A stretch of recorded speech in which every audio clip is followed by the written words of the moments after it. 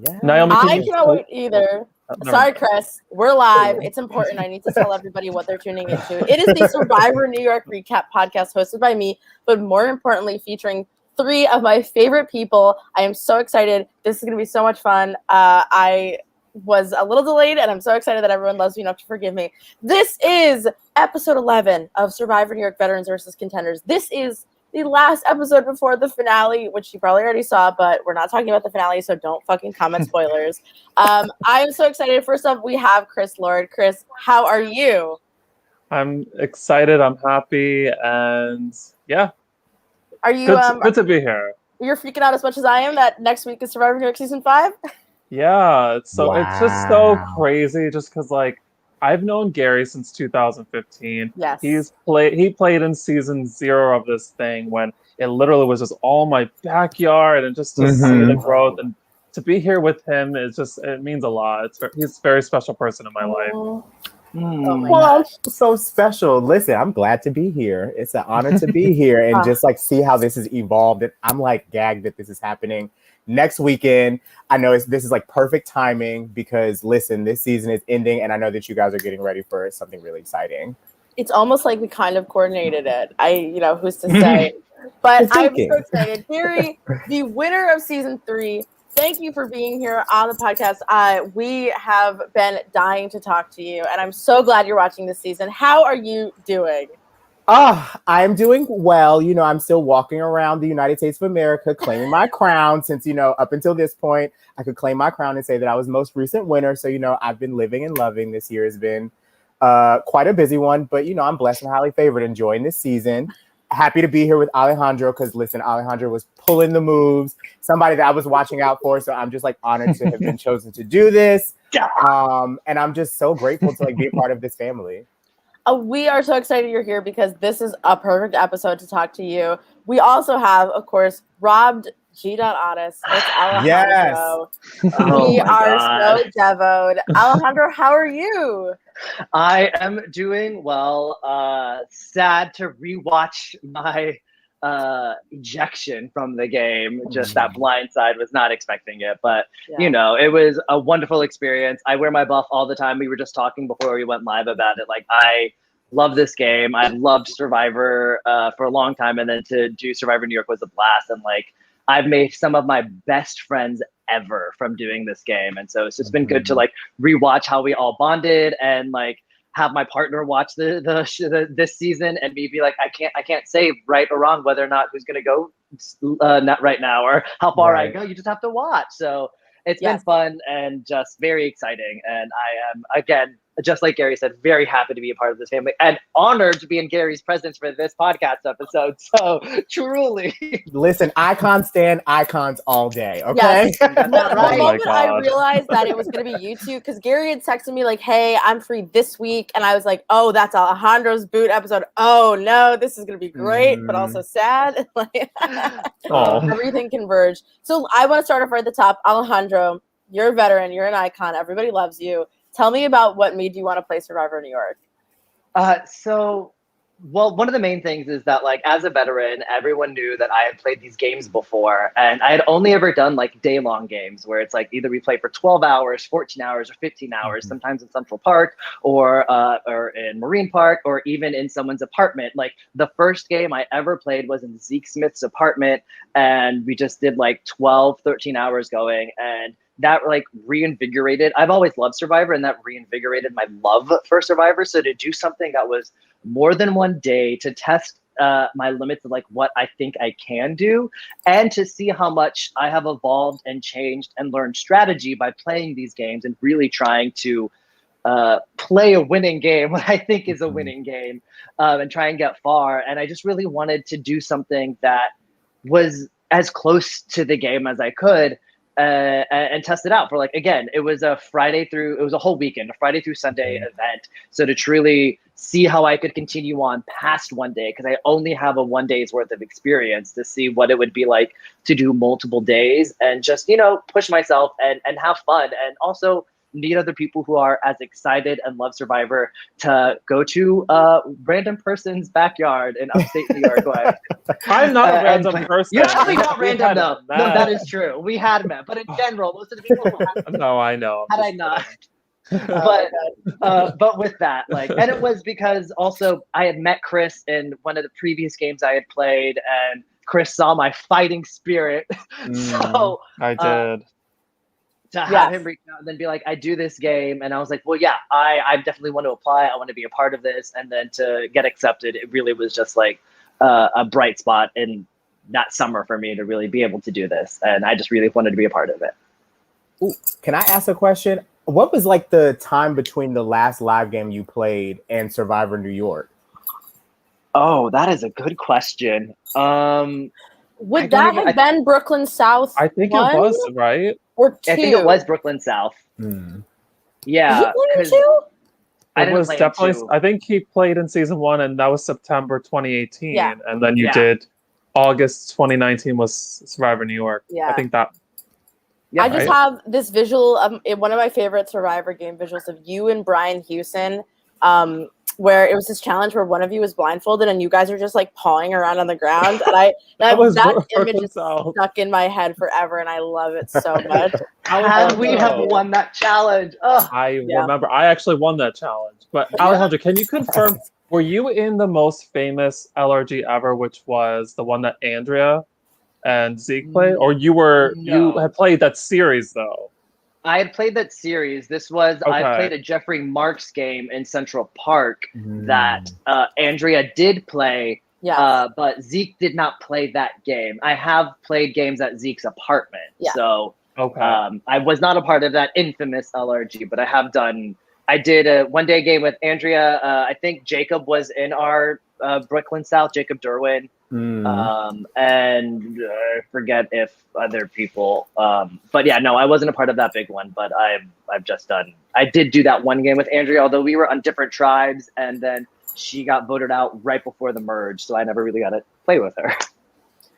Yes, that game is iconic in a lot of ways, and also very messy in a lot of ways. Well, I want to talk to you, Alejandro, about watching this season back, because you had, I think, one of those interesting journeys. And unlike the Matt vote, we really don't know where you feel like you went wrong. So can you tell us, like, what you think was like watching this back, something that you wish you had done differently? Do you have regrets about this season? What's going on with you? So the main thing for me watching this back is like I had to I guess mentally prepare and try to remember everything I did in this game, but by the time the episodes were airing, and watching it back, I don't know. I feel like maybe I had this preconceived thought before the episodes were aired, but I think I got way too cocky and comfortable, because I was like, I feel like I have a tight 4. I feel strong. Davey and I are good. I felt that Kyle owed me because I saved him with that idol that I found at Tribal. And then I felt comfortable with Sarah, but I guess I didn't know exactly where she lied, and I had no idea about her and Paddock's relationship. So I think the main thing was just overconfidence, thinking I can't overthink. I have to be strong with this, and not thinking about that other people were playing their own games as well, and they weren't following with me, because I've done other games before where someone just like tried to take control and then tried to run, and then we would blindside them because they think they're running the game, and then lo and behold, the same thing kind of happens to me. So I think the main thing is that like I should have had other options available and like reached out a little bit more, because I was like, my game is very social, so I like to reach out a little bit more. Although I guess I was perceived as a physical threat early on in the series. Okay. Didn't win a single individual immunity challenge, but you know, he's fast. He's fast, Your Honor. He's fast. But I tried to make connections with a lot of people and try and talk with a lot of people and like really build and nurture these things, which is what I felt that I had with Kyle. Little did I know, watching Kyle's confessionals, he was a conniving, like thinking ahead, really like I don't know, just like had his own game plan, and I thought that I could control that, but like not in a way like I'm gonna tell you what to do type of way, but like you're with me, so we all have a plan. And in my mind, I was like, it makes sense. You're not Jack says you took those tribe challenges and really ran with them. Literally. Oh my god, but like, so funny. I just thought that like Kyle and I would be a good combo because people wouldn't have expected it as much because we didn't start on an original tribe. And aside from Davey and Sarah, who I was on an original tribe with, I thought it would work well for us moving forward. And I mean, everyone is playing their own game. I really wouldn't have changed much. The only thing I really would have, and I mentioned this to Davey after the game was over, and like every time like we've had a conversation about it, before Bennett's vote out, I was this close. We were walking to tribal, and I was thinking, do I tell Davey, let's switch it. Let's just save Bennett, and then we can use Bennett and Kai. And then I think Jack would have gone out that vote.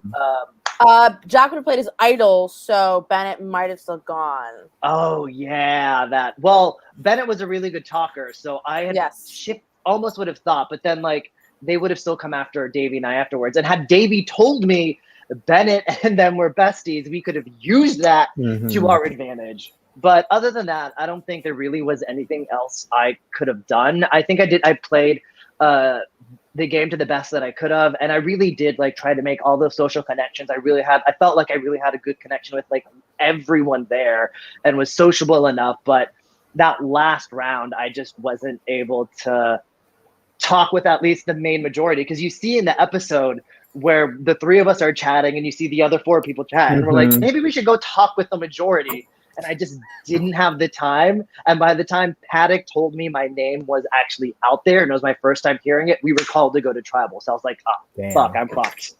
Well, okay, I think that your vote out is a lot like, and I want to know if Gary agrees with me, is a lot like when Louis went home on season 3. Gary, do you agree with me on that? Yes, because the thing about it is, and I'm so glad you said that, your gameplay reminds me of somebody like you're obviously socializing and making connections with people, and it's like you are the apparent target, but like nobody wants to vote you out because they like you. So it's like that battle between, you know, both of those like vibes of like, oh my God, like this is somebody I want to keep, but I know that this is somebody that I'll never be able to beat.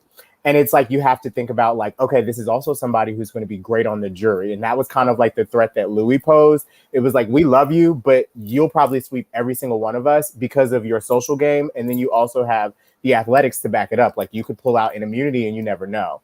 And I thought it was very interesting, especially when like Emily came to you and talked about like you guys having like that threat level. And that was something I was wondering. I was wondering like what your relationship was to people that were not original Pink. Because I felt like those were like the relationships that you were like still holding on to, but I wasn't necessarily sure how, I guess, like important they were to your gameplay. Because I could see that you definitely had like that higher, not hierarchy, but like that higher level of a threat compared to like everybody else that you were playing with. And I don't think that you were one of like few at that point. Yeah, well, it was one of those things where I was like, I knew with Paddock's resume that she was building up that like she would be perceived as a threat moving forward, and I had to try and figure something to do to like keep the target on us, because I had a good relationship with her most of the day build up, and so it was just trying to figure out like how to have that. And I thought that I had, because of Pink Strong, I already thought I had Jack in my pocket because See, this is the thing, though. It's like, I got over cocky, so I didn't talk a lot of strategy with Jack. I guess I kind of like ordered Jack around a little bit, which I feel bad, which you don't see a lot, because I don't think there's a lot of like one-on-one conversations that were shown in episodes of Jack and I, but either Jack is always in a group and it's Davey and I all just like talking, because Davey was my right-hand man. He was my ride or die. Like we were making decisions together, like right and left, and trying to figure out the best way to keep us together, because either one of us are each other's shield, but also if we both make it to the, I don't know if we both had made it to the end, but it would have been easier to at least try and fight against someone who had a similar thing. And then like Chris knows, I'm a good talker, and I didn't know how Davey is at talking. So I thought that at least if I get to the end, I could talk my way and about how my gameplay was either slightly different or a little bit higher, especially since even though Davey told me the clue, I found that idol at Tribal and was able to use it. But everyone else, I felt like I had a good talking relationship with. It was just people that I didn't talk game with or strategy too much with, because I felt that like we already early on were like, Andrea, we don't know where she lies, where her loyalty is. She's flip-flopping. She's talking to everybody. So I was like, I need to at least be on her good side. So if I want to make a move with her, she'll be with me. But who knows what else is going on. So it was one of those things where it's like I tried to talk with everybody, but like the only person I trusted hands down was Davey, and I thought that Kyle and I were good, and so having too much trust in more than one person, I really had to just open it up a little bit more. But yeah, it is one of those things where it's like, had I gotten to the end, especially after having been voted most likely to win, it would have been very hard for me to get to the end. And if had somebody let me get to the end with that title already floating around me, it would have just like played up my gameplay, and I would have had a wonderful speech to build up that then. But, I love that confessional of you saying like, I always get voted as the hot one. Yeah. I thought that was just like your like whole like facial reaction to that was it was priceless. I love that. That was your best confessional of the whole season. But it's just so funny because that's the first time I've ever like put myself down for that, because every game I've played that has touchy subjects, I always have like either like the person you have a crush on or like most attractive. So I was like, oh, well, history tells me it's gonna be me, and then lo and behold, I'm like, oh fuck, it's not me. Had I put down anybody else, it would have, and then I would have tied, and then potentially might have won that. Right. At least That's have one true. win under my belt, but I was gonna say you had four of the titles underneath your belt at that point. Like you were the answer for everything at that point. Listen, the shining star of the tribe. Okay, Alejandro, we got to bring it to the beginning now. I feel like, the beginning of this game, your ride or die was Emily F, mm-hmm. and I feel like that tribal council was the shifting point for your entire game right then and there. When she left, I mean, as you said, you were gagged. Yeah. So can you talk about like that whole ride with Emily to the 5th round and then her leave? Like that was your number one, it felt like, and she left. Like, and then I want to know, how shocking was that? Like for when they pulled out both idols? It was just one, we knew that they probably had one, and so we didn't expect anything. Wait, no, I'm sorry. Liska definitely told you that there was no idols, so like, why are you guys worried about it? I don't know. Because we definitely believed her. The amount of lies that happened in this game is extraordinary. There's a confessional that of mine early on in the game. I think the first time my tribe went to tribal council, I'm talking with somebody, I look straight in the camera, go, I should win an Oscar for that performance I just gave. Telling all the lies. But no, it was like, I liked Emily off the two people I really gravitated towards the most were obviously Davey and Emily. And with Emily, like the way she talked strategy and the way she just thought about the game, I totally loved and related to. And it was something that I was like, great. I know we understand each other. I know when we talk, like it's an easy back and forth. No one feels like they're giving orders. And then like, because she was a little bit more outspoken in my mind, it was like, okay, I can kind of have this as like a shield a little bit, because you're talking more outwardly with everyone else about strategy. So if people are worried about that, because in my experience, you have to find the right balance, especially in day games or like weekend long games, of when to start talking strategy. Because if you talk about it too early, people will start gunning for you, because you want to keep the peace for as long as possible. And because she was a little bit more forward about talking about that, I gravitated towards that one, because I liked her plans and all of her plans made sense. But two, I was like, okay, great. If need be, I wouldn't want to, but like the target would be on her if it ever came between the both of us, because she's been someone who had been so vocal about it before. And so I thought we were solid. I really thought Pink Strong was going to be super strong for so long. And Pink Power. I wish. So like we had like a solid plan, and we had a really good like hope of what would happen either come swap or come merge if we were all able to stay together. And that tribal, that tribal fucked me up. I was like, what is happening? What's going on? Where did these two idols come from? This is not part of my plan. And it's not God's plan. It's not God's plan. No, it's not God's plan. And I just love like too much. The confessional of you like on the red, like, I don't know, pulley bar thing is like you explaining how Emily really is a shield for you. And it was just so interesting, because that literally was like an hour before tribal council, and you explain how important she is to your game and how she's your shield, and then boom, she's gone.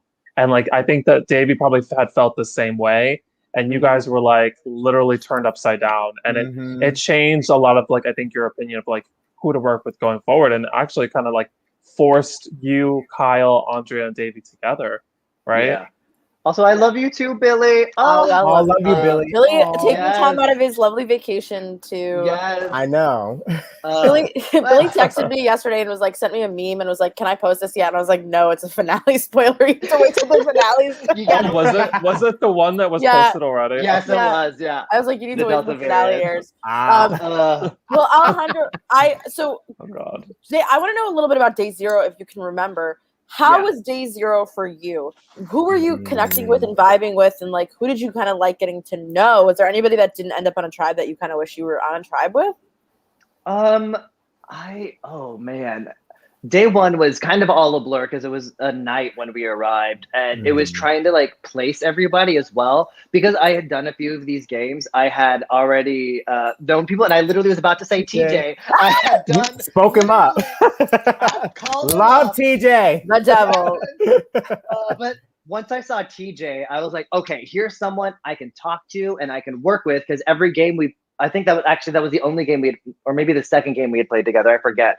But we had never worked together. So I saw TJ and I was like, okay, great. I don't really have to talk with TJ. We kind of like know each other. So hopefully we can work together this time. And then oh my God, it's such a blur because it was so long ago. I mean, Emily and Davey were still some of the first people that like I truly, gravitated towards that first night.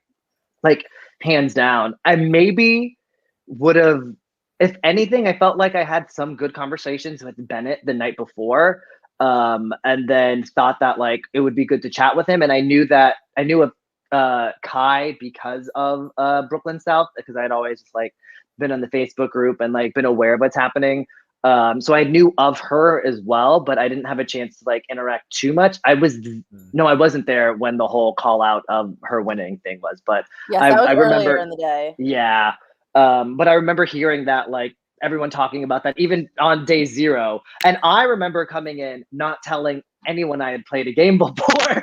And then lo and behold, exposed. Everyone called me out on it because people had asked me and I was like, yeah, one or two. And then first day, Alejandro, step forward. You are a veteran. I'm like, fuck, my cover is blown. I love that happened multiple times. Like so many people were lying about it. At least we no got one you. called me out on it. I have to say one of my favorite things of all time. I spoke to somebody who's going to be playing on season 5, and they were like, well, I was looking at Venmo, and I was like, we made the Venmo private so that you couldn't do that. You think that we don't know? Like, I feel like a mom where I'm like, I have eyes in the back of my head. I know what y'all are trying to do, and I'm going to get you. Like, well, that's what happened because me. Emily Paddock messaged you or me and said, oh yeah, there's an Alejandro on the cast because I see that he Venmo'd you, Chris, and it wasn't private. And I was like, fuck, how do I make this shit private? And I remember that specifically. And she was like, I know it's Alejandro. I was like, fuck. And I was wondering if she ever brought it up to you in the game, but I guess she didn't, right? No. She told me after the game that like she had saw the Venmo thing and she had asked other people that she knew about me because of all of the other live games I had played. So it's like, although the thing is people told her that they can trust me, that she should work with me if she gets the chance to, which apparently we bonded. I don't remember that shot where I'm like doing this on her cheek or her face, just like wiping it away. I'm like, when did that happen? And then also my final episode where we're walking, I have my arm around her and I'm like, yeah, we're chatting. I'm like, wait, were we that close? You like patted her knee and something like that during tribal council. I was like, you're so loving. What a caring king. I try. Oh my God. I love this cast, and that's again like this cast is so fun. Everyone is so sweet. If you haven't seen the finale, like everybody is really kind to each other, and like that's kind of what I love about Fake Survivors. Like people know it's for low stakes. They know it's not for a lot of money, so like we're gonna be chill about it. We're gonna be fine, and we'll all sort of recover at the end of the day. Alejandro, in terms of day 1 versus day 2, was one of them harder for you? Like you kind of went through the ringer of like losing a bunch and then losing a lot of allies and like just and then also knocking heads with TJ, and then also day 2 was like such a whirlwind and like Bennett has his smarmy little I told you so. Like what was going on for you? The band-aid. The band-aid. Is there a scar there? I do, because I already had a scar on my. This is from before, and then the my God. scar is literally an extension of it. It lined up so perfectly. It was. Can I tell you? wild. I found the rag that you were holding last night as I was cleaning my house. And I was like, oh, this is Alejandro's rag. Yeah. I should like put it on eBay.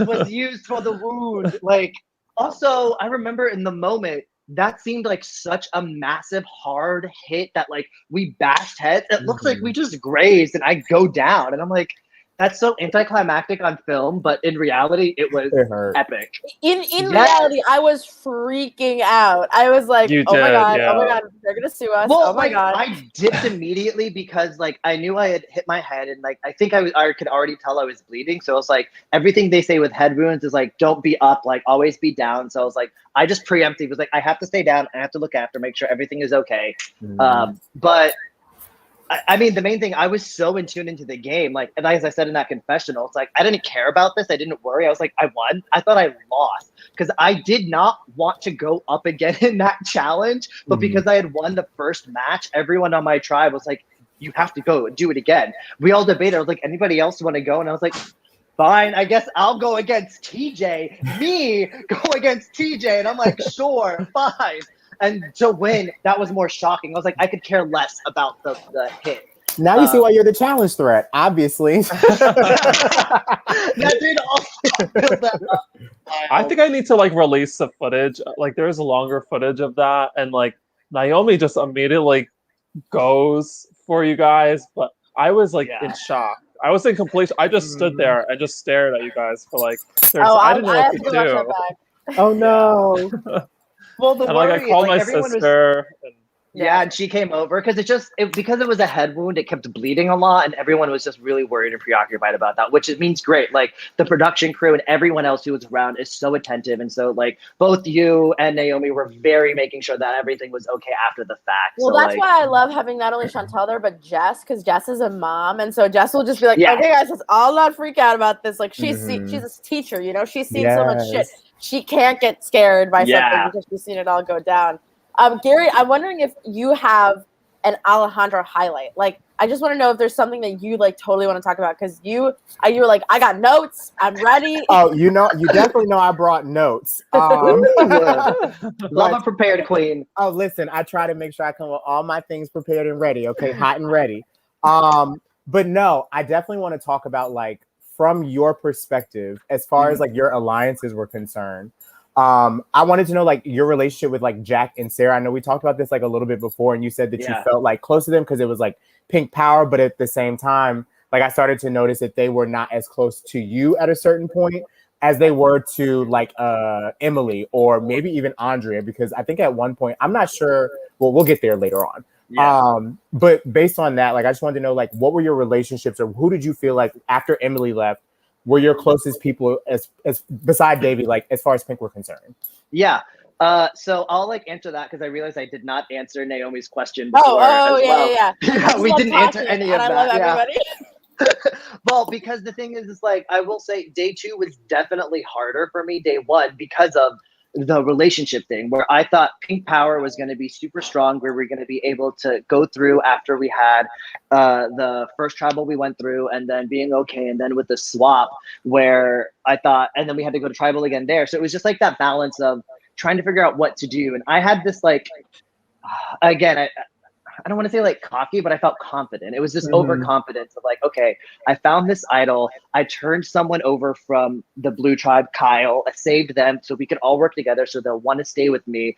And so come the second day, it's realizing things are either falling apart as I'm not hoping them, or things are going too easy where it's like, something is going to happen because everything that I've been thinking that I've been wanting to happen, like everyone's going along and that can only work for so long.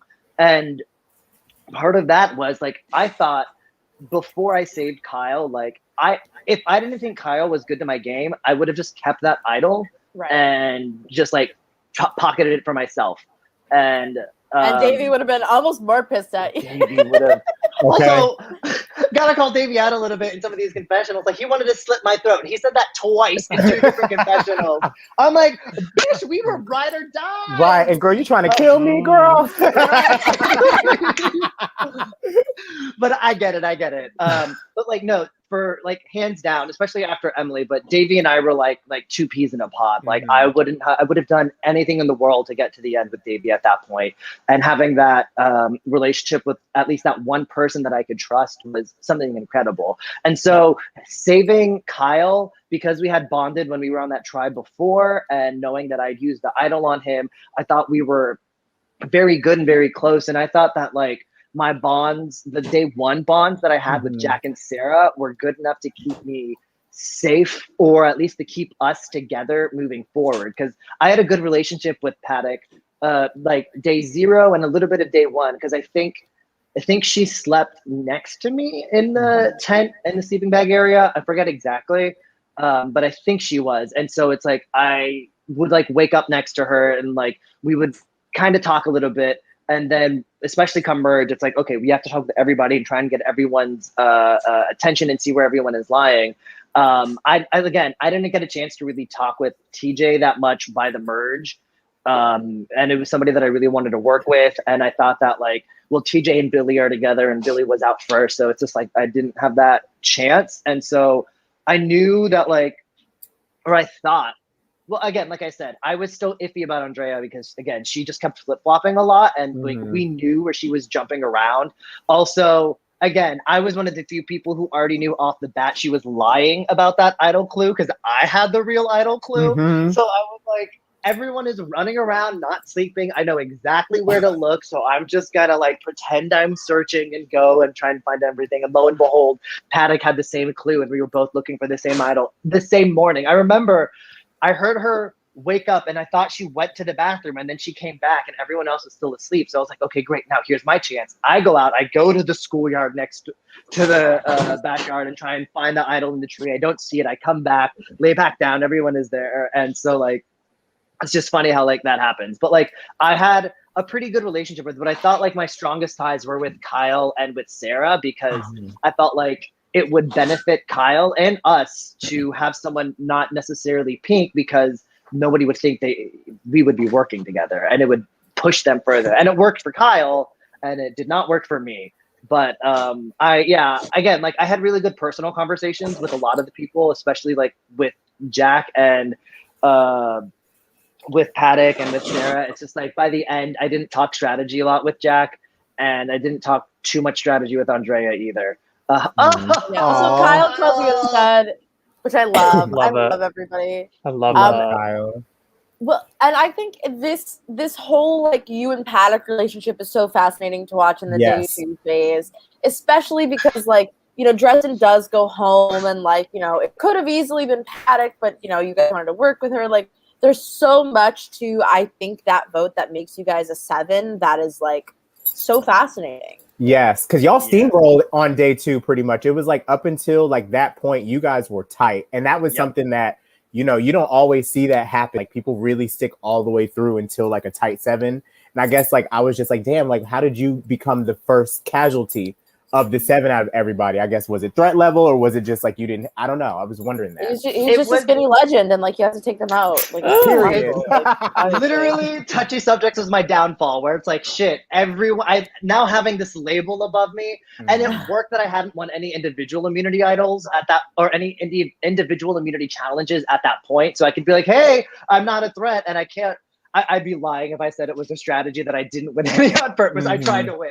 But like that kind of like pushed it a little bit hard. And like I had to play up, especially especially in my elimination episode, where it's like the whole jury hates me. They wanted to work with us. We turned on them, blah, blah, blah, blah. It's like, I know that everyone knows it's a game, and like especially when I go in my exit confessional, I'm like, I can't wait for Bennett to tell me I told you so. It's like I know it's a game, and I know had I made it to the end, they would have respected it, because either they wouldn't have expected it, or I would have had to have done either an immunity run or something like that. So it's just like having that power and meeting those people would have been a great push forward, but because I was already pushed myself at a level where, I mean, so many people since merge. We're like Davey and Alejandro. They're running things. Davey and Alejandro and Davey. It's like we were just already seen as calling shots, and it was just hard to do anything after that, especially since I was one of the last people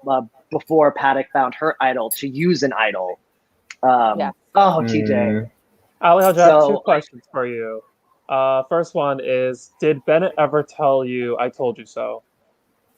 Yes. I'm like, that sounds like Bennett. Yeah. And I had to be like, you're right. And like, I had to do what I think I had to do for my game. You probably would have turned on me had we worked together. And him and Kai were like, probably, yeah. And probably was like, yeah, we definitely would have. But like, I was like, you called it, and I have to like. I'm not gonna like, oh my God, what's the word I'm trying to find? It's like, I'm not gonna deny that you were right. Like, yes, you were right. You told me so. Damn. Okay, second question is, so Davey gets the clue to the whereabouts of an idol at the swap.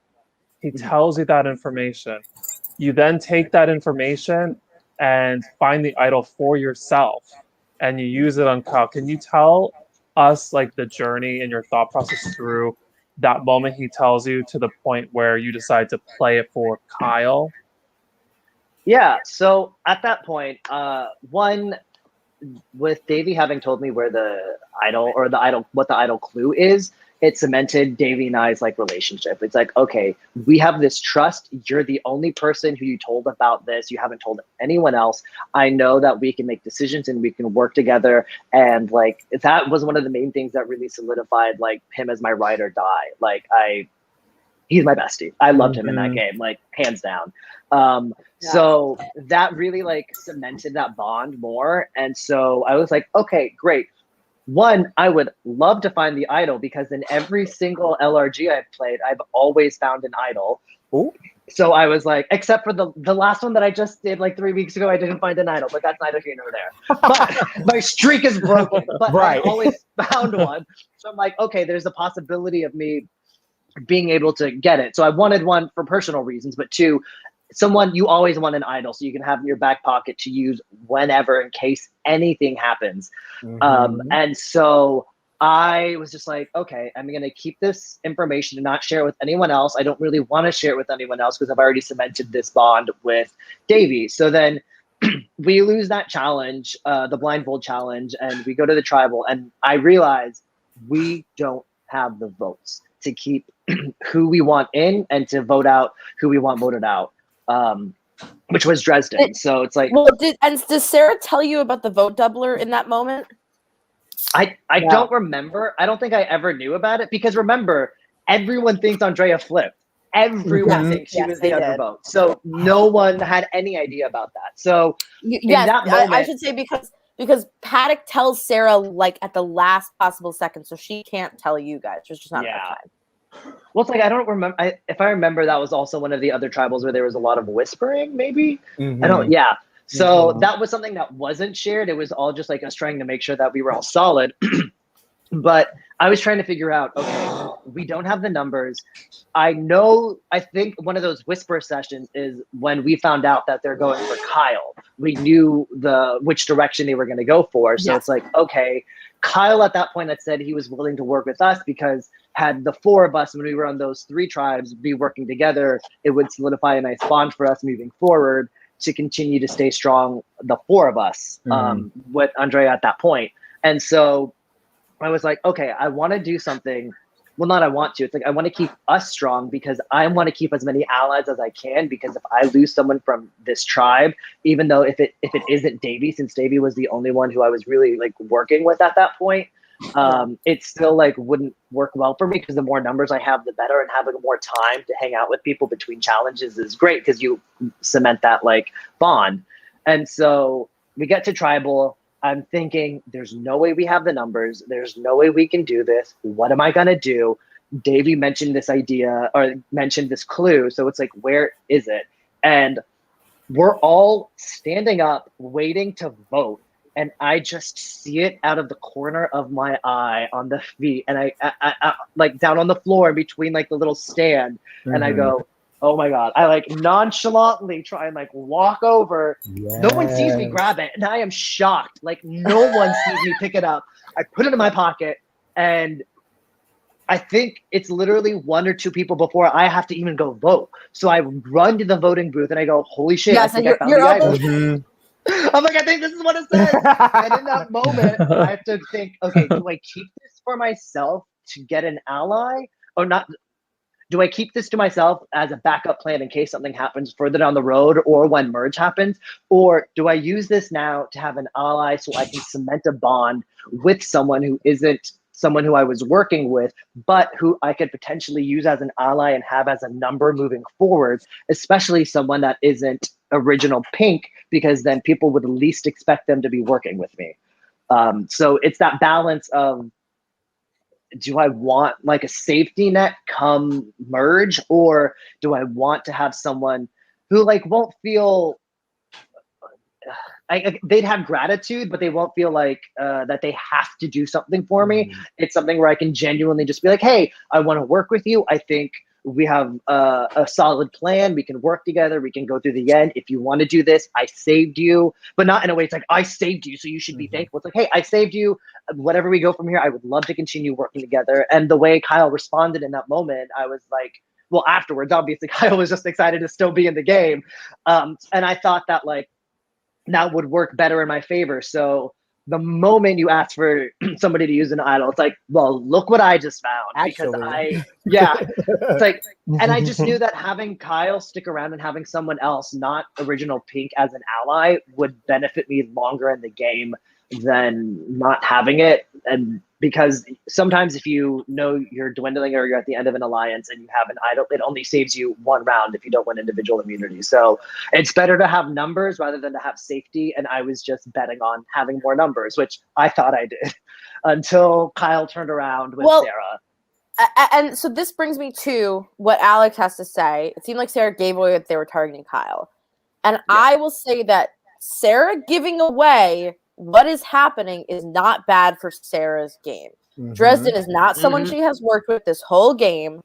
Alejandro and Davey are people that she needs to trust her implicitly, as we see in this season. They believe that Sarah is with them, that it is a pink 4 till the end, and Alejandro gets got. And I think that for Sarah, revealing what is going to happen was partially to say, hey, come on board with us. I'll like vote with us. And you guys had different plans. But I can imagine that in a situation where you didn't find that idol, you didn't know where the idol was, you thought about it for sure. Like there's all these things that I feel like at the end of the day, I think Sarah giving it away is not a bad move. I think she did the exact right thing to keep your allies in the game. And actually, Alejandro, that's something I wanted to ask about, is your relationship with Sarah and Jack more specifically, because that's really what blindsides you in this moment. Well, it's like, again, in one of my confessionals, I said, the people I feel strongest with, I think it's my episode. It's like Davey and Sarah, where I thought Sarah, because we restarted together, like, and because she, literally what you were saying, because she kind of hinted that it was going to be Kyle. It's like, great. She's been working with us. I don't see anything that shows contrary to that. Like, our conversations are good. We haven't talked too much strategy. We talk strategy here and there about like where the vote's going to lie or if we want to split, but I never really saw her as someone who would flip too much, and I thought she was there. I underestimated Jack because I didn't talk strategy a lot with him. I thought because he was pink strong that like he would follow along with us and he would just like work with us. I had no idea how close him and Sarah were, which is kind of obvious now watching it, which is also kind of obvious how close Davey and I are. So it's like, you know, you have those blinders. But I just assumed because we were pink strong and we would like kind of be working together, like not to pull a full pagonging, but just be able to have people you can trust. Because especially in games these short, you need to make fast decisions. You have to follow your gut and you have to do things that you think are going to work for you. And like, I felt that I had that trust, especially with Sarah. So if I needed to go talk with other people to try and change a vote or get people voting the way I wanted to, then I didn't have that much time to talk with her because I felt like either Davey would tell her the plan or I would tell her a plan or she would come up with an idea and we could like spread out and I didn't have to talk with her that much while I would then double check and run everything with Davey more than I would with them. But it was just the thing of like, feeling that I had them in my grasp, which is what led to my overconfidence. And did you recognize the relationship between Sarah and Emily like while you were in the game, or was their like duo something that was really like under wraps? It was so under wraps. Well, to me, especially, like the way that Paddock came off in confessionals is completely different than how I remember or perceived her in the game. And that's the thing that I don't think a lot of people realize as well. I mean, not despite all the other comments and everything as well. It's like, if we're being honest, like I thought she was just a little ditzy young girl who was like having fun around and playing around, because she downplayed her strategy, how she was going, and the way she talked. It was more like trying to be under the radar and not be as outspoken about a lot of stuff. And she was funny. She was so funny and quirky. And so I thought, she's just like I was going to say the merge also is a big moment where Paddock is like really goofy and out there, but to a point where it's almost dangerous for her. And so it just plays into the theory even more. Exactly. So it's like I felt that like, okay, she's gonna be kind of this like quirky, fun person. It's like, you know what? I like you. You're so fun and quirky. I just want to hang out and talk with you. We'll kind of talk strategy, but we didn't really have a one-on-one strategy talk until my elimination, where she's like, hey, listen, your name is going out there right now. And I go, oh shit. One, I should have talked to you way earlier this round and way earlier in the game. But I just assumed she didn't have any allies, which again, you have blinders. So you don't start thinking about who other people's relationships are. You just think about yours and who you think you have in your control and try and like work through that. And I didn't see that. I thought Sarah was with the four of us the entire time, and I didn't see her like talking too closely with anybody else. She was really good at like whenever she would go in groups for strategy talks, it wasn't always with Paddock, which I sometimes had the difficulty doing, of not going straight to Davey to try and like clear up things. So she was a little bit smarter about making sure that wasn't as a big thing, except for her and Jack, because that was another like main thing. Yeah. I want to ask you, Alejandro, what would have been your ideal gameplay? So let's say Andrea leaves at this tribal. The final six is everybody except for Andrea. What would have been the next move? And going forward, what would have been the final three if it had been what you had planned it to be? So at that point, that's a good question. I feel like had Andrea left at that one, then we probably, because then it would have been me, Davey, Jack, Sarah, Paddock, and who else would have been? Kyle. And Paddock would have had an idol. Yeah. So I think at that point, oh my God, that is a good question. Because I feel like it's hard to say. Like I was saying earlier, I feel like I would have taken Davey to the end, because we did have similar gameplay because we worked together the whole time, but I could pull out my resume more than Davey could, because I was just a little bit more flashier. And then I probably would have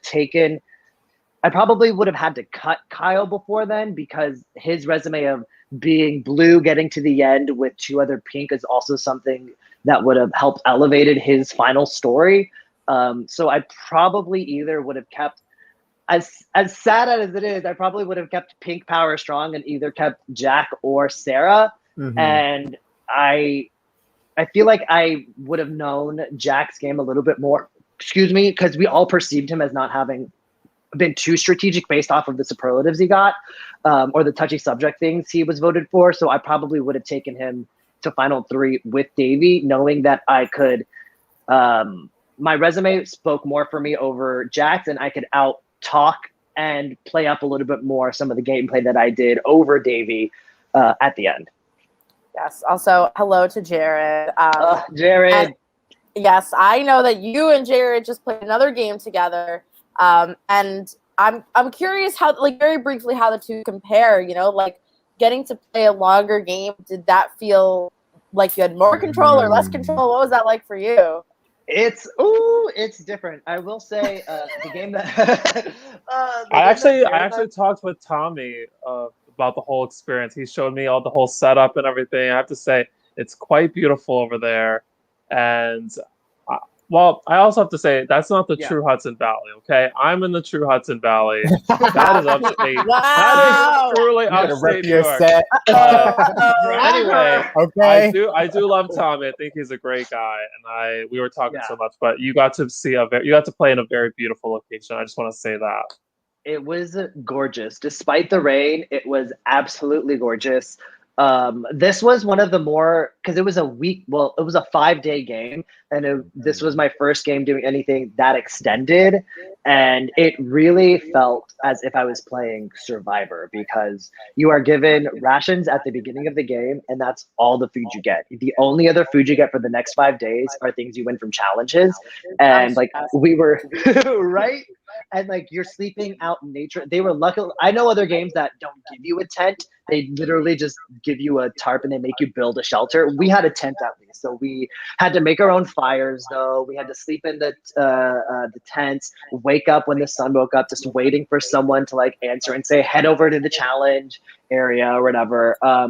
So they also gave us about like 45 minutes to an hour after challenges before tribal. So paranoia really sets in. You think, okay, we're all solid. We've got a plan. No one's gonna say or do anything. And then you see one person like split off and then another person follows them, or everyone goes and it's like, wait, I thought we just had a plan solidified. Are they going to talk about this?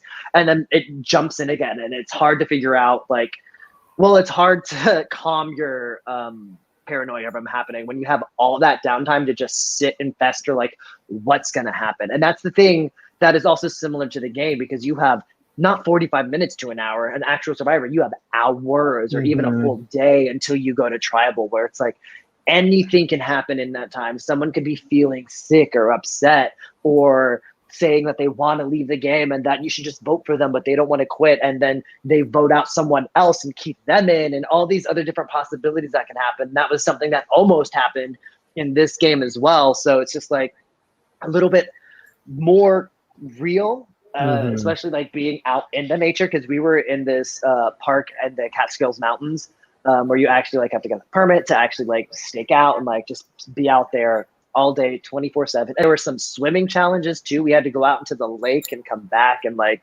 it was a lot. Oh no! It was a lot of fun though, but it was just a lot. I feel very lucky that at least the day I got, I got eliminated the beginning of the 4th day. Yeah. Right when merge happened, I was a second juror, and after I got voted out is when it started raining, and I was like, at least I don't have to sleep in the rain. Thank God. And didn't you play the game with your partner? Yes, my partner did come and play that game, but how did they do? They got voted out 3rd, and then they lost the redemption challenge. Damn. So I never even got a chance to play with them. Damn. So it was a little sad, but it was one of those things. Gary, are you flashing back a little getting to watch this whole season? Like, is this like it takes me back to a very special time in my life where people were running around and I'm trying to like make sure that I'm not as threatening as I think that it's just like I feel like watching it back, especially just like I love that I got to watch this episode specifically with Otev. Because I think it was Sarah was like, was there a Josh that's in this season? And I'm like, that's so my boo. Oh yeah, we put a lot of the OTEV names that were from last season. So like luckily we had like an Emily in there, but then it was like we had like Josh and Charles and all these other names that are like not people who are playing. Yeah, was that a Josh? I was like auction off those blocks as well. Like no, literally amongst the rag. I'm gonna auction off the rag that Alejandro used. I'm gonna auction off those blocks. The blocks, literally. And that $10 can go help build another challenge for these Survivor New York 5. So thank you. So your donations mean so much. So Gary, what was it like watching back? It's really cool to just like, I think because the difference between this season and like our season was there were people that came in pairs, right? So you already had people that had pre-existing relationships. And then I feel like because of the 2 tribe compared to like 3 tribe, there was just a different sense of strategic prowess that was going into this game, like from the very beginning. Like you guys started off on a very different foot than our season did. So like watching and kind of just like keeping up, especially like through day one, like especially into like night of day one, that's when y'all started getting real crazy out there in those streets. And I was like, oh my gosh, like this is taking me back to like the night where Sinchea and Katie are being like eliminated and stuff like that. And this double tribal, it was just like all of that paranoia started kind of like playing back into my mind. And then also like one of the beautiful things about Survivor is, you know, it helps you to reflect on yourself, because you're also just like, you're thinking about how you come across, how you perceive yourself, but then also trying to have to think about how others perceive you, and then being able to like watch it back. It's kind of just like, wow, like I had no idea that this person was singing this about me, or they even recognized me as this, or wow, like in my gut, I knew that they were on to something, and I wish I would have listened to myself a little bit more. So it's like all of those feelings were like coming back, and then watching you guys, like, especially with like somebody like Paddock, who's been playing really hard and is super lucky. Like, let's talk about the idol find on the field. Like, that's so random. Like, I was like, she has a little guardian angel on her shoulder, like for the whole like game, because it was just like little things were like coming out that were benefiting her, and it's like adding to her resume. And it was just like really cool to kind of like see that playing out in real time. Definitely. Well, that idol, Chris, tell us a little bit about that idol find, because that idol doesn't happen unless.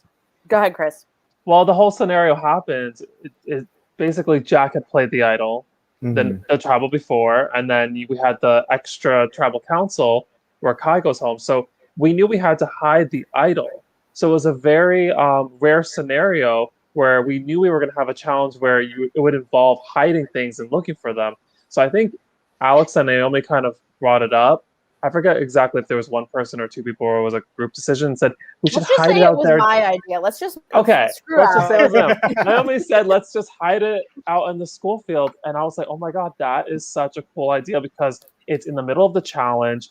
What if, you know, people are going to see it? It's going to be so exciting, especially because we can put it in a place where we can get it right on camera. And it was just everything that we wanted to happen with it happened. And it was awesome that like Davey caught it. And I think Alejandro, you saw her get it right away, and it was amazing.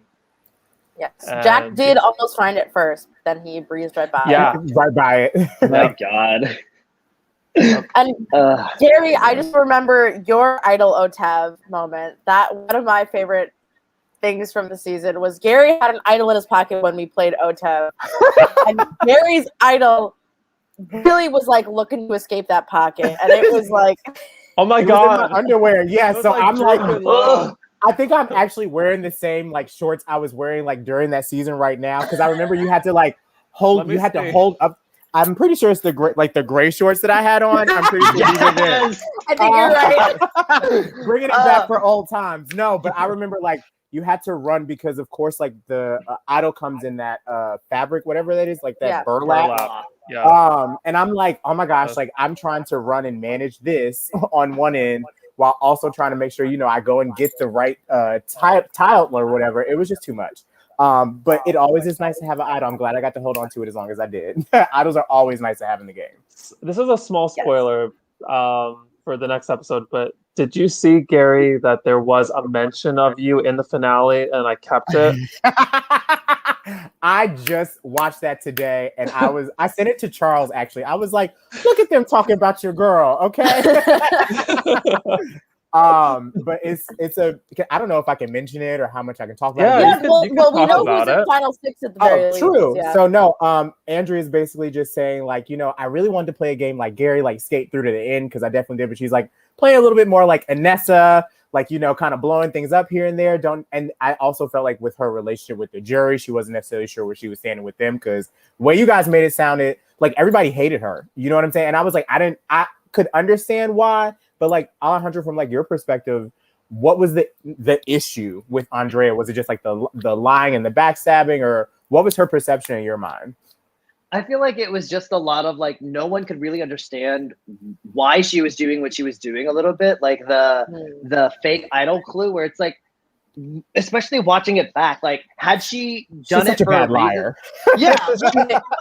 Like, we know you're lying. Like you're doing a bad job at covering it up. But also she just seemed so frantic a little bit too, always running around somewhere. And I felt like, I think she was, if I remember correctly, she was a little bit of an over talker. So that's a little bit of something where people are like, we can just like calm down and we don't have to talk too much right now, or like just go away. And she would always try and like insert or move around, and we're like, no, trust us, this is it, and you don't have to worry. And she's always trying to do something. And I think like what you were saying, how she said she wanted to try and kind of like be like Inessa and try and blow shit up. It's like she blew up her own shit. Like it backfired in her face, where everyone just thought she was doing too much and no one could really trust her as a player about what she would do or where she would follow through, because no one knew where she lied. Like we knew, everyone knew she was in the middle. It was just if you thought she was with you at that specific tribal or at that point in the game.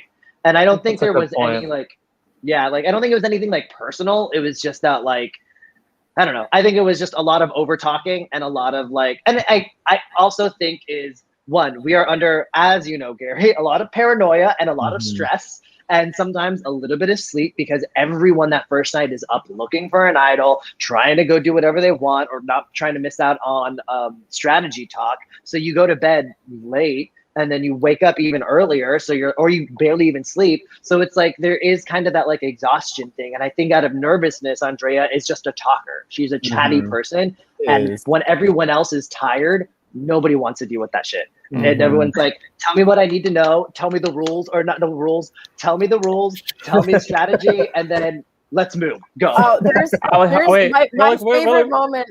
Wait, I just have go ahead. Quick question. In another like alternate universe, really quickly, Alejandro, if the final two is Andrea and Jack, who would you vote for really quickly? Oh, great question. Oh, that's but you have to put yourself back in the mode, like back in the game. Okay. Who would you really think you would vote for if it was them two in the final? Andrea's name has come up every single tribal council, and she's never gone home. Yeah. But you knew Jack the whole game, and you played with her. I feel no like pressure. No pressure. There is what's the right answer? Ask everybody this question. If I had to, okay, I'm only basing this off of what I would have been thinking in the moment had I been on jury, and it's both of those people. I really think I would do Jack. One, not just because of Pink Strong, but because I would have thought that Andrea was playing a messy game. That although she might have had moves, she wasn't in control, and she was hiding behind a lot of things and wouldn't own up to what I feel like Jack does own up. I don't want to spoil any, well, not spoilers, we all know, but whatever. It's like Jack at some point does own up that like he doesn't make a lot of moves, and like his awareness of that and that honesty is something I would have appreciated as a juror, and like just owning it. Whether or not like if someone thinks you're a bitch and you played a bitch the whole game, or you played rude, be like, yeah, I'm a rude bitch, I'm gonna do this, I blah blah blah. It's like if you are that and you own it, no matter how upset I am at you as a juror, I will respect that. So had Andrea kept on like been kind of like sneaky and kind of lying this whole way and not own up to that, but like kind of did it as like a hee, this is what I did, like because how she said how she came up with the idol clue to mess with Bennett. It's like that's not fun, and I would have been like, that's messy and a little rude. I probably would have, because of that, gone over Jack, because at least I'd have known him, I'd have seen his gameplay, and I would have worked with him for a while, so I knew what his thinking was for most of it. And had at that point, Sarah would have been on the jury. Sarah and I would have talked, and she could have told me everything her and Jack did. So I think I would have had to vote for Jack. I miss you, Yes, Jack. Yes. Jack was in his own fucking world half the time, and I respected the hell out of it. I was like, Jack's just there for the ride. Y'all see, he's pulling idols, doing other things. Obviously, love Jack. I have so many favorite moments from the finale, but one of my favorite moments from the game is when Bennett goes up to Jack and is like, says something like, "Oh, would you consider voting out this person?" And Jack's just like, gotta be honest, no. Like, I don't know what that person out. It's one of my favorite moments, because it's like, I bet it's like, you know what, fair enough. And like it's like a great moment where nobody's bullshitting each other. It's so funny gonna lie about this. The thing about Jack the whole game is that anyone that came up to him and asked him a question and he wanted to lie, he would get his water bottle and like sip on it. And it would cause like this extra 10 seconds of time for him to think. And I have to find it. There is a moment between Bennett and Jack that was not aired, and it was so funny to me. I should have put it in the episode, but that happened.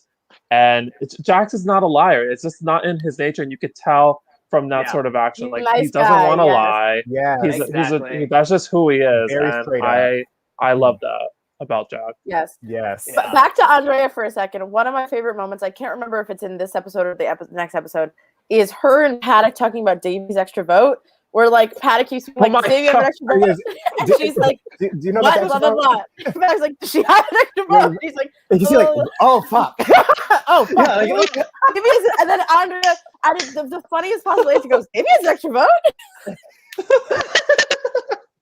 That's how tired she was. Like she was really tired. Like of anybody there, like she was constantly like like every have a constant question. Every conversation, and then she's like, I'm gonna throw up, I think. And it's just like, poor thing. Girl, you need a nap.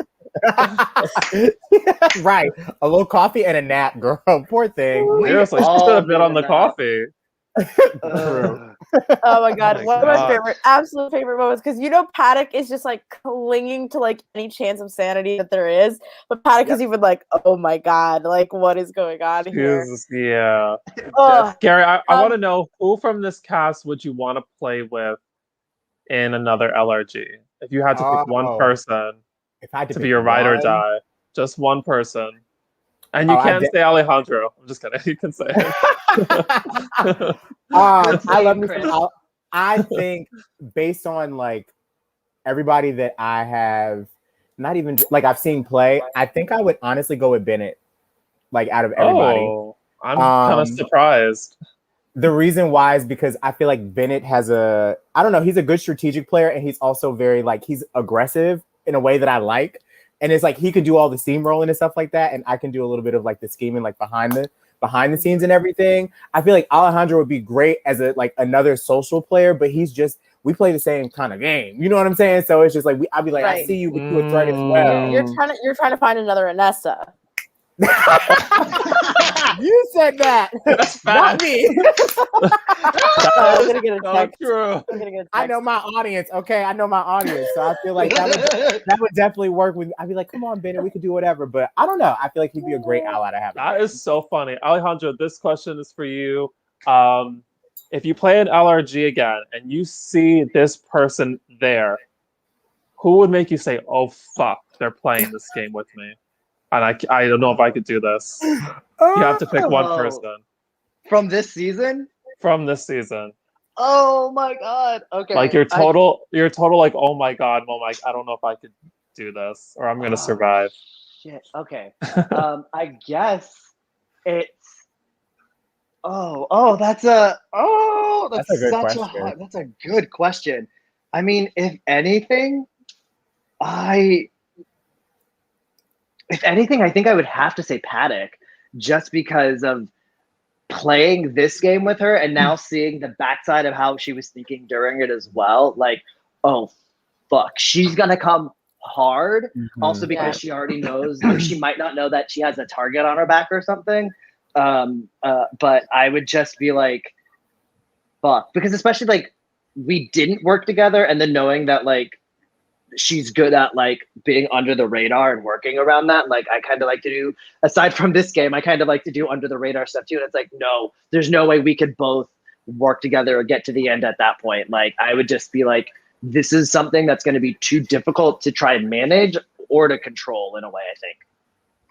And Naomi, your question from me is, you have to pick two people from this cast to put on the next season of The Amazing Race. Who do you pick?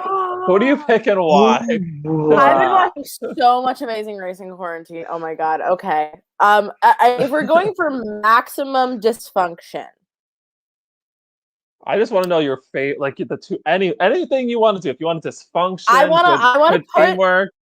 Okay. Here's. I have three answers.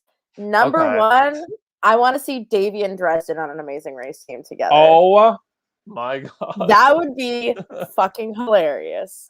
I would also like to see Kyle and Andrea on Amazing Race, because that would be very funny. I would die for that. That would be good. I would love to see Kira and Matt on the Amazing Race. I feel like that's Kira and Matt do not get talked about enough, because they would both be fucking hilarious. They get sent home like second. They'd be wearing tie-dye, but they'd have a great time while they were on the race. There for the experience. Okay. Yeah, that is great. That is great. I love all three options. Maybe we need to do like a New York Amazing Race, like in the city. We could just it's just bring them you all just in. have to drive That over sounds like the incredible. George Washington Bridge like 5 times, and then you did it. Right. Oh my god! I've always thought about doing an Amazing Race like in the city, but it just seems so hectic. Like I did the Amazing Race $40 for Ubers. in Like I'm not doing that. DC. Oh my god, that's crazy. But I did the Amazing Race DC like in 2015 or 2014, and it was so cool. And I really think somebody should capitalize on doing the Amazing Race New York City because there's so many things that they really can utilize there. Ooh, sounds like some of your fall programming, Chris. Hey. Okay. Someone wants to host it. Right. Yeah. Yeah, I'll try. Well, Alejandro, in terms of getting voted out at 7, because Paddock kind of lets you know that, like, hey, look, it might be you. I'm wondering if now, in retrospect, it ever crossed your mind to say, let's vote out Kyle, or somebody where you said, look, I'll vote out Davey. Like, did it ever occur to you to say, well, if I just put the target on another big threat, because I don't think Sarah or Paddock would turn against each other. I think you could maybe swing you, Davey, and Kyle to vote against Sarah, but you wouldn't have the other 4. But I do think that Kyle is an interesting alternative. Is that something that you think about now and you're like, maybe if I had done that, that might have been a feasible option? Or was it always kind of like, let's try and get Andrea, let's try and get Jack and see, go from there? I think I don't know. I felt so confident with like my alliance that I thought that I had that it would have just been Jack and Andrea would have been easy pickings next. In my mind, easy pickings next. Because I thought I would have had the numbers to get them out because I wasn't as close with them. I did say, though, I would try and take Jack with me to the end because I think I could tell my story better than Jack would at Final Tribal. I would never have turned on Davey. I think at that point I wouldn't because he was someone who I connected with. But I think there was one point I almost wanted to get Emily voted out or Paddock voted out at some point in the middle, and then it just didn't. But there was a moment, like I said, right before Bennett goes home, I had a split instant because Davey is right behind me and we're walking to Tribal. And I know we're supposed to be on ice, but I almost had the thought where I was like, should I just go?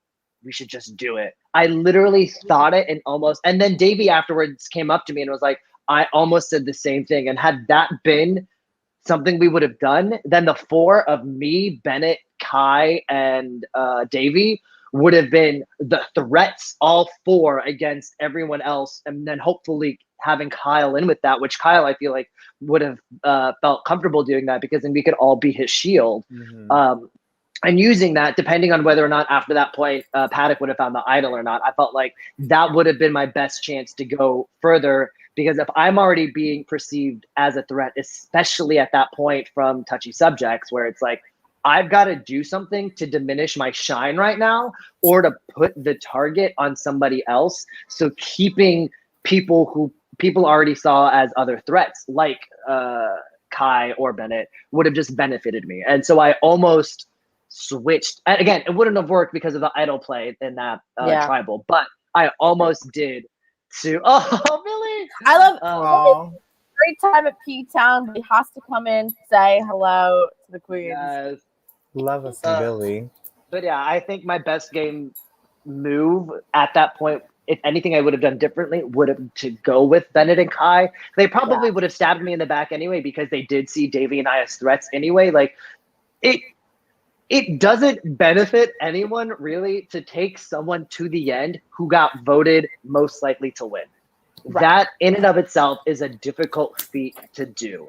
So once that happened, I was like, my days are a little numbered, but I thought I did have more control. Had Paddock not told me my name was being thrown around that round, it would have been a true 100% blindside. I would not have known. I would have been shook. But I had that little thing, and then my gut. You can see me sitting at Tribal. Like, I have my legs crossed, and I'm just like, I know it. You know what I saw, Alejandro? When you got voted out, you looked right at the jury. And I don't know if you saw it in the episode, but, like, Bennett turns around. I don't even know what he says. You can't make it out in the audio. He says something to TJ, and they all sort of laugh. And I'm so curious about what they had said. And, like, do you remember the moments after getting voted out, like speaking to the jury, the other 4 for the first time? Yeah, I mean, besides Bennett saying "I told you so." I mean, it's kind of the "I told you so" thing, because you caught it in one of Bennett's, I don't think confessional, but when he's talking with Kai or Billy or somebody, where it's like, this is going to be the order, this is how it's going to happen. He called what was going to happen from that moment, and everything turned into fruition. So it's kind of like, he either said it's like, I told you so, or it's like, called it, or that's what I said, or it's like, that's what I said was going to happen. And like, the first time I saw Bennett, like, we gave each other a really big hug, and he was just like very comforting. And then he was like, I have to say this right now. I told you so. And I was like, do you really? I get it. You don't have to, but you said you were going to. I said I was going to look forward to it. I was expecting it. So I think it was something like that. I vaguely remember that being like the gist of what was happening there. But the main thing was that like Bennett knew the boot order after he got voted out, and it literally came to fruition. He called that, and it did. So I think that's what was happening there. And I just was like, you were right. And I think it's that like shift where again, you play these games, you finish the game, you play all these things back in your mind. Had I talked to Davey and decided to switch, had I worked with Bennett, it was this thing. It's like, oh, had I worked with you, the jury would be different right now. I wouldn't be there, or I wouldn't be walking over here. We could maybe be running the game right now, but had you have turned on me, like all these different things start running through your head. But I just think that it was just something that was inevitable at that point. And Bennett just saw the writing on the wall for everybody, and called every single person's jury placement. Yeah, and it's funny. I do think that the only way that this really kind of works out for everyone is if you flip to Kai and Bennett, but you vote out like a Sarah or a Paddock. You don't vote out a Kyle or Andrea, and you keep Kyle, Andrea, or even Jack. You keep Jack and Andrea so that you can look back with them and then take them to the end. Is like really where it would be ideal. But that's the risk we take in Survivor, and I really think that like, again, you talking about this goes back to the bigger idea of like, it's not just voting out somebody that you're working with. It's about sort of seeing 10 steps down the road. And we'll see it in the finale. The finale is so fascinating to talk about.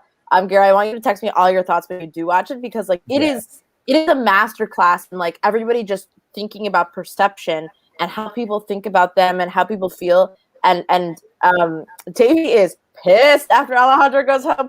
Oh boy, it's very funny. He is mad. Not surprised. I mean, it's not a big spoiler, but I think it's interesting how Davey does say something about how he wanted to work with people on the jury, but Alejandro would not let him work with people on the jury. And also the group is sitting down on the ground and they're all complimenting you, saying you are the one that put the 7 together, and you can pinpoint every person leaving because of Alejandro, and that is why he's the one that they targeted first. So it's a big compliment, I feel like, at least to go home, but like to get that sort of, regards. Yeah. No, you definitely had that. You definitely had that spot on lock. I was like, it's the biggest threat, especially like when you get to a point where you're with all of your allies. They were like, well, we're going to take you out first. So I definitely have to give my bow down and my pass the crown on to you, because you definitely deserve that. You did that. I tried. It was a very, very fun moment. Stressful, all of it, but I would do it again in a heartbeat.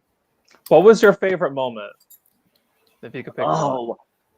Oh, that is so hard. I mean, I will say the thing that comes to mind, number one, and I don't know if you remember this, Chris, but when we got to do the challenge where we were spelling the blocks with the wobbly wheel, I like jumped up and down from joy, because I was like, I finally get to do a challenge from the show and like kind of like see what my capabilities are in doing this. Like the level of detail that you, Chris, went through to create these like type of challenges and built and like put all this time to do was something that I just loved. Like I love games and challenges in general. So to like play and do something like that and put my competitive nature to the forefront was something that like I loved.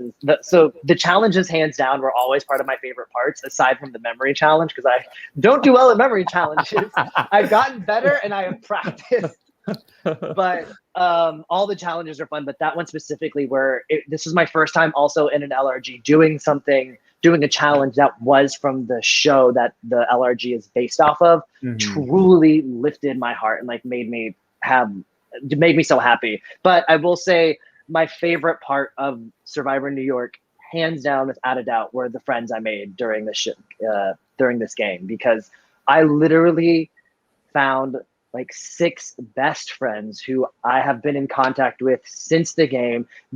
Like Davey is now one of like my really close friends. Like I just like found this connection with these people who are like nerdy, like me in a way, to do these things, but also like understand it and will do this stuff, and like that connection. And just this season also was cast so perfectly with the way everyone played strategically and the way everyone played personally. It was a nice, fun balance. But like that jury, like that has my heart. All those people I'm in love with, and I love every single one of them. Like it was such a fun thing. And like that's also why when I got voted out, I was like, thank you all for playing. This was a wonderful time, and I thanked everyone for their time, because they were incredible. Oh, so Thanks, Chris. great. Thanks, Naomi. Naomi did a good job with the casting. And Alejandro, I will never forget that moment. That was the moment I felt like I made it, was when I heard you say that. And I still think about it to this day. And I tell a lot of people, like, when he said that, it made me feel like, wow, I'm doing something that's like really close to the real show. So thank you for like having that little thing in my heart. Of course, Oh God! If this season 5 cast does not bring the love and the camaraderie, I'm gonna be pissed. Let me tell you.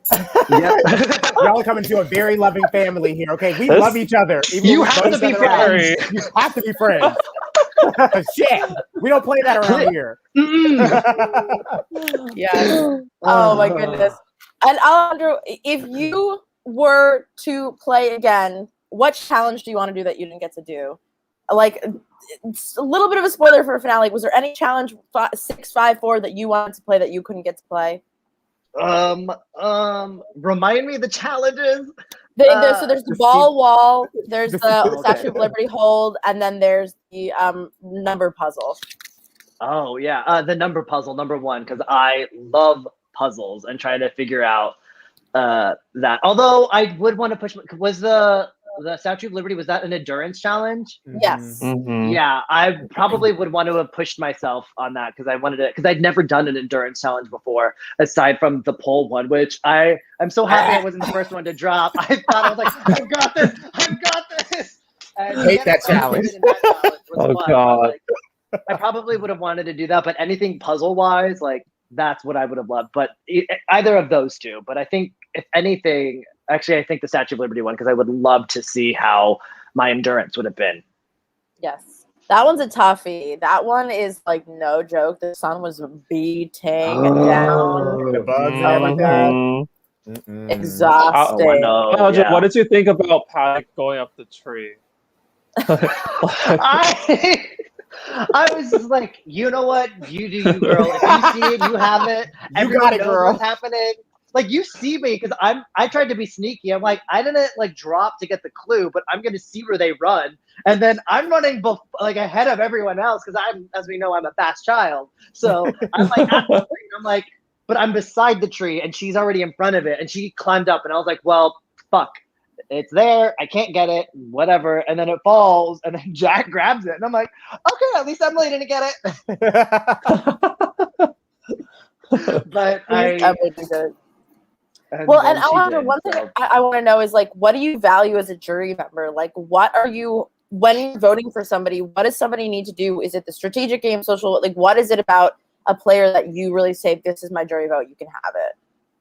So I think it's a little twofold. Part of it is what I mentioned earlier, where it's like, I want people to own their game. If they came off a certain way, I want them to be like, yes, I didn't talk strategy with you because I saw you as a pawn and I felt like I didn't need to talk with you. So I'm sorry if you felt that I was rude to you or whatever, but like, this was my strategy and this is what I was going through.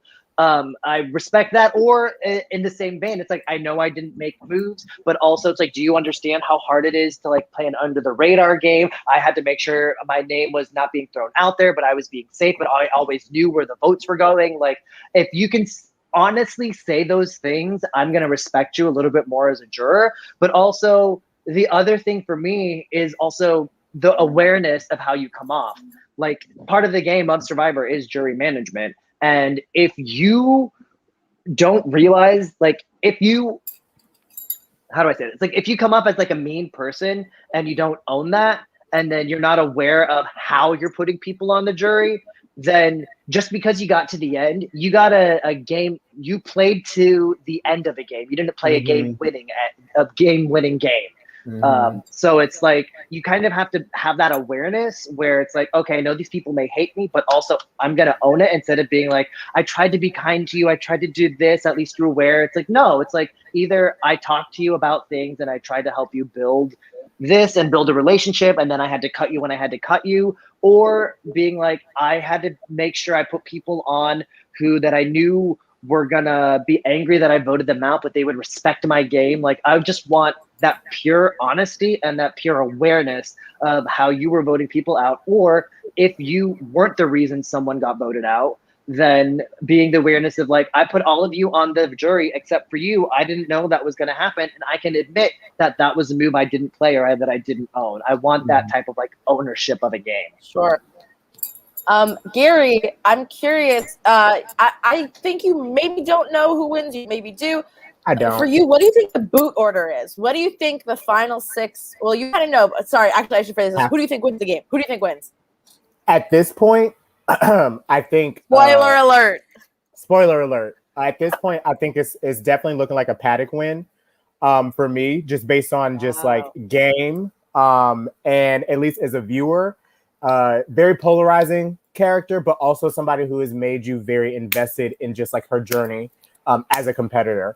And I also feel like people have been talking about her threat level. So at this point, I feel like it's her who I think is kind of like the top contender, top dog. We will say Kyle as well, even though, you know, I would say Kyle is definitely somebody that's like up there. And Sarah would be like my third person, I feel like, in that in the remaining players at this point. That could probably take the W based on what the jury setup is looking like right now. Awesome. Well, Chris, any last things that we have to say? It's 11 at night. I love you guys so much. I'm so glad that we could catch up. I love talking to you guys. Chris, anything else is there anything else to say that we haven't said? I mean, I asked all my fun questions that I really wanted to know. I'm content. You guys entertained me so much, and this was definitely one of my favorite podcasts for sure. I literally think about like getting to see you guys play in other LRGs, like in episodes, and I would watch just for you guys. Guys, I don't know if you guys know this, but Survivor 43 is casting right now. So if you haven't sent in your tapes, I would love to personally scream at my television every week, rooting for you to win. And I'm openly willing to help edit any audition tapes for previous Survivor New York players. So let me know. I will help you. You might get an email from me soon then, because I might take you up on that, because I need to make a video finally and apply. Yeah, so. And Gary, I know you got connections. Girl, we've been talking about this for 6 years, okay? I'm waiting for the 7th lucky year or something like that. I don't know. I feel like I'm still waiting on the divine like intervention to happen to get me on one of these shows. It's gonna happen one day. I got my fingers crossed. I know it will. It's about you. It's about you wanting it, I think, and I've always said that. It's about that is you very wanting true. it. That's true. Oh my gosh. Well, I love both of you. I love all of you so much. And I just have to say thank you for being here. And not only that, but like thank you, Alejandro, for a great season, a great game. You, I think, were one of the like sort of the pillars of being a veteran in this game in a lot of ways. And you really demonstrated that by playing like with such adeptness in the whole season. And like you made the season so great. Everybody loves you. Everyone's rooting for you. Literally. And we were all rooting for you, and then you got voted out. All rooting for you. How dare you? What on this? Keep going, Gary. Keep going. I'm really living my life like this. Right. Oh my God! Can I please have that moment in season 5? I just want that. Yes. We'll take it. You can yell at Chris. You can yell at someone. You can be Tyra. I'm going to. I'm asking for it, please. Yes. So just to let everybody know what's going on, please watch the finale. We are going to be doing Survivor New York season 5. You saw a little teaser at the end of the season. But we're going to be shooting that next weekend. I'm literally freaking out, like literally less than a week away. But with that means we will not be podcasting next week because we will be too busy, absolutely freaking out. So tune in the week after that. We're going to have lots of fun episodes with each of the final 6. I cannot wait to talk to them. Chris, I cannot wait. Are you excited for season 5? What do you think people should be expecting? I'm so excited. I mean, this is going to be definitely more of a gloomy season, I want to say, like a little bit darker. Yes, a little we bit more had neon scary. colors last season. Now we're very spooky. Exactly. Yeah, very spooky. A lot of twists. Yes, a lot of Halloween. turns. Yes, we're getting ready for Halloween. Yes. Oh my god. Yes, And the cast is great. The cast is great. As long as nobody drops, I mean, this is going to be a cast for the books. I mean, this is what Survivor needs to be like, I think. Oh yes. Oh, new family members. I love My that. God, exactly. New Yeah. family. I love 2 years. 2 years. Oh my Too gosh. long. Thank you guys for tuning in. I appreciate it. Everybody, we'll say goodbye to the viewers at home.